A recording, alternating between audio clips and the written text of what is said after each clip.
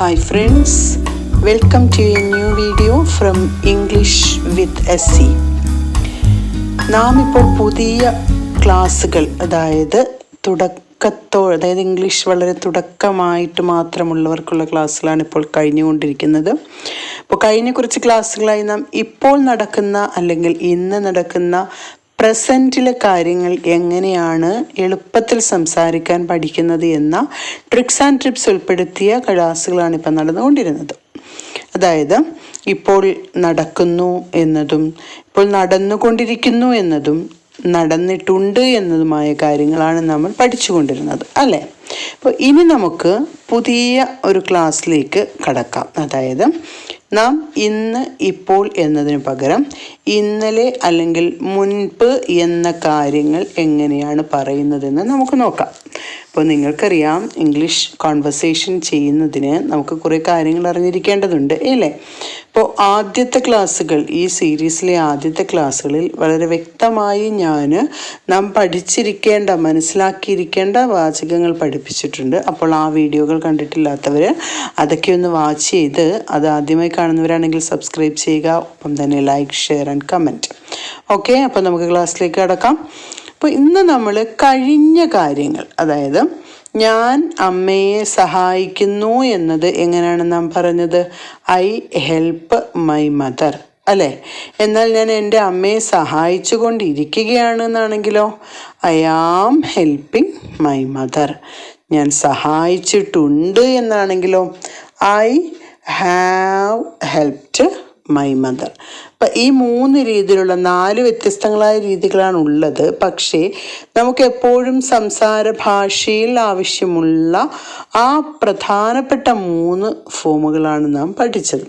അപ്പോൾ ഇന്ന് നമുക്ക് അതിൻ്റേതായ പാസ്റ്റിലേക്ക് അല്ലെങ്കിൽ മുമ്പുള്ള കാര്യങ്ങൾ, ഇപ്പോൾ ഞാൻ അമ്മയെ സഹായിക്കുന്നു എന്നത് ഞാൻ അമ്മയെ സഹായിച്ചു അല്ലെങ്കിൽ അമ്മയെ സഹായിച്ചിരുന്നു എന്ന് എങ്ങനെ പറയാമെന്ന് നോക്കാം. അപ്പോൾ ഞാൻ എൻ്റെ അമ്മയെ സഹായിക്കുന്നു എന്നത് ഐ ഹെൽപ്പ് മൈ മദർ എന്നാണെന്ന് നിങ്ങൾക്കറിയാമല്ലോ. എന്നാൽ ഞാൻ എൻ്റെ അമ്മയെ സഹായിച്ചിരുന്നു എന്ന് പറയുമ്പോൾ ആ സഹായിക്കുക എന്ന ഹെൽപ്പിൽ ഉണ്ടാകുന്ന മാറ്റമാണ് ഞാൻ പറയുന്നത്.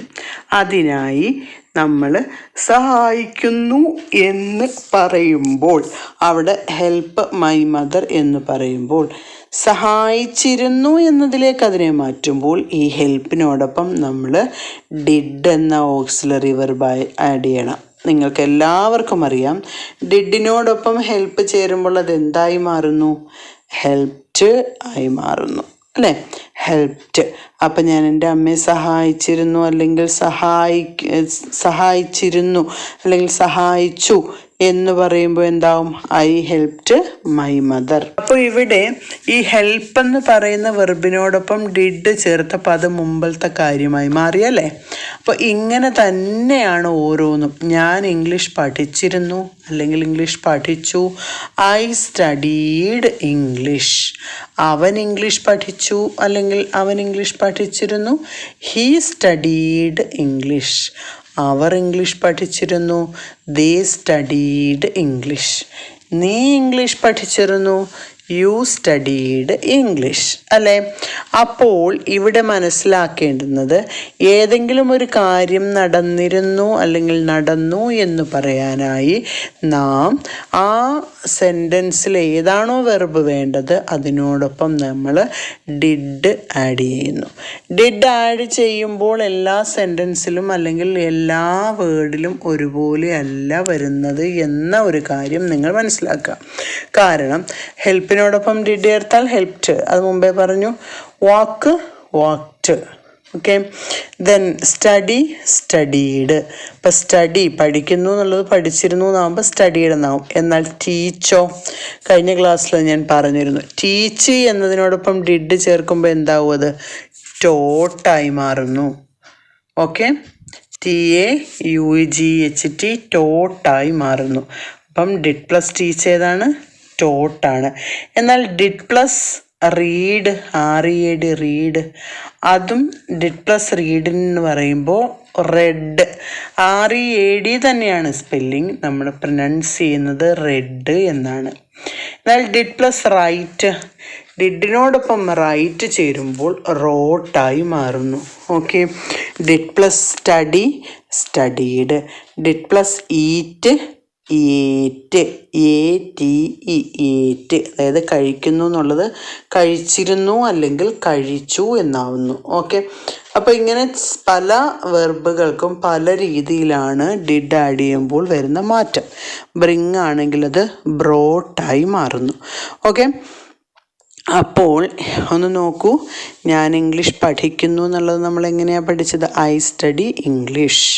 ഞാൻ ഇംഗ്ലീഷ് പഠിച്ചിരുന്നു എന്നാണെങ്കിൽ ഐ സ്റ്റഡീഡ് ഇംഗ്ലീഷ്. ഞാൻ സ്കൂളിലേക്ക് നടക്കുന്നു എന്നാണെങ്കിൽ ഐ വാക്ക് ടു സ്കൂൾ, അല്ലേ? എന്നാൽ നടന്നിരുന്നു എന്നാണെങ്കിൽ ഐ വാക്ക്ഡ് ടു സ്കൂൾ. കണ്ടോ? അപ്പോൾ ഇങ്ങനെയാണ് ആ അർത്ഥങ്ങൾ മാറുമ്പോഴുള്ള വേർഡ്സുകളുടെ മാറ്റം. അപ്പോൾ നമുക്ക് നോക്കേണ്ടത്, ഇവിടെ നോക്കൂ, ഞാൻ ഇംഗ്ലീഷ് പഠിപ്പിച്ചിരുന്നു, ഐ ടോട്ട് ഇംഗ്ലീഷ്. അവൻ ഇംഗ്ലീഷ് പഠിപ്പിച്ചിരുന്നു, ഹി ടോട്ട് ഇംഗ്ലീഷ്. അവൾ ഇംഗ്ലീഷ് പഠിപ്പിച്ചിരുന്നു, ഷീ ടോട്ട് ഇംഗ്ലീഷ്. അവർ ഇംഗ്ലീഷ് പഠിപ്പിച്ചിരുന്നു, ദേ ടോട്ട് ഇംഗ്ലീഷ്. ഇവിടെ ഒരു കാര്യം ശ്രദ്ധിച്ച് കാണും, ആരൊക്കെ സബ്ജക്റ്റ് മാറിയാലും അവിടെ വെർബിന് ഒരു വ്യത്യാസവും വരില്ല. അത് ഈ പാസ്റ്റ് ഫോമുകളുടെ മാത്രമുള്ളൊരു പ്രത്യേകതയാണ്. അതായത് സബ്ജക്റ്റിനോടൊപ്പം ഡിഡ് വെർബും അതിനോടൊപ്പം നമ്മോട് ചേരേണ്ടുന്ന ഓബ്ജക്റ്റുകളും അതിനകത്ത് വന്നിരിക്കണം. ഓക്കെ. അപ്പോൾ ഇവിടെ ഇനി നിങ്ങൾ നോക്കേണ്ടത്, ഞാൻ ഇംഗ്ലീഷ് പഠിച്ചിരുന്നു, ഐ സ്റ്റഡീഡ് ഇംഗ്ലീഷ്. എന്നാൽ ഞാൻ ഇംഗ്ലീഷ് പഠിച്ചിരുന്നില്ല എന്നാണെങ്കിലോ? ഇവിടെ ഈ സ്റ്റഡീഡിനെ സ്പ്ലിറ്റ് ചെയ്യുമ്പോൾ വരുന്ന ഓക്സിലറി വെർബ് ഏതാണ്? ഡിഡ് പ്ലസ് സ്റ്റഡിയാണ്, അല്ലേ? അപ്പോൾ I did not study English. ഞാൻ അമ്മയെ സഹായിച്ചിരുന്നു, ഐ ഹെൽപ്ഡ് മൈ മദർ. ഞാൻ അമ്മയെ സഹായിച്ചിരുന്നില്ല, I didn't help my mother. അപ്പോൾ ഈ രീതിയിൽ വളരെ സിമ്പിളായിട്ട് നമുക്ക് പാസ്റ്റ് ടെൻസിൽ കാര്യങ്ങൾ പറയാൻ പറ്റും. ഓക്കെ. അപ്പോൾ ഇന്ന് നിങ്ങൾ ചെയ്യേണ്ടത്, ഞാൻ തരുന്ന ഈ സെൻറ്റൻസിൻ്റെ മലയാളവും അതിനോടൊപ്പം ഇംഗ്ലീഷും എഴുതി എന്താണ് ഓരോന്നിൻ്റെയും കൂടെ നോട്ടും ആഡ് ചെയ്തിട്ട് അത് നിങ്ങൾ കമൻറ്റുകളായിട്ട് ടൈപ്പ് ചെയ്യുക. അപ്പോൾ നമുക്ക് നോക്കാം. ഒന്നാമത്തെ ക്വസ്റ്റ്യൻ എന്ന് പറയുന്നത്, അവൻ അവളെ സ്നേഹിച്ചിരുന്നു. അപ്പോൾ ഇനി അതിനകത്ത് നിങ്ങൾ ചെയ്യേണ്ടത് അതിൻ്റെ സെൻറ്റൻസ് എഴുതുക, ഒപ്പം തന്നെ സ്നേഹിച്ചിരുന്നില്ല എന്നതും എഴുതുക. ഓക്കെ.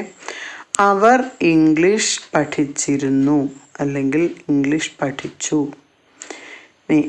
നീ പുസ്തകം വായിച്ചിരുന്നു അല്ലെങ്കിൽ പുസ്തകം വായിച്ചു. ഓക്കെ. അവർ നോവൽ എഴുതി. അവർ നോവൽ എഴുതി. അടുത്തത്, ഞങ്ങൾ പാട്ട് പാടി.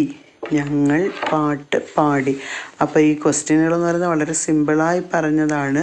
അപ്പോൾ നിങ്ങൾ ചെയ്യേണ്ടത് അതിൻ്റെ പോസിറ്റീവ് സ്റ്റേറ്റ്മെൻറ്റ് എഴുതിയതിന് ശേഷം നോട്ട് ചേർത്ത് നെഗറ്റീവ് കൂടി എഴുതി അത് നിങ്ങൾ ക്ലിയർ ആക്കുക, ഇടയ്ക്കിടയ്ക്ക് വായിച്ചു നോക്കുക. അപ്പോൾ അടുത്ത ക്ലാസ്സുമായി ഞാൻ ഉടനെ എത്തുന്നതായിരിക്കും.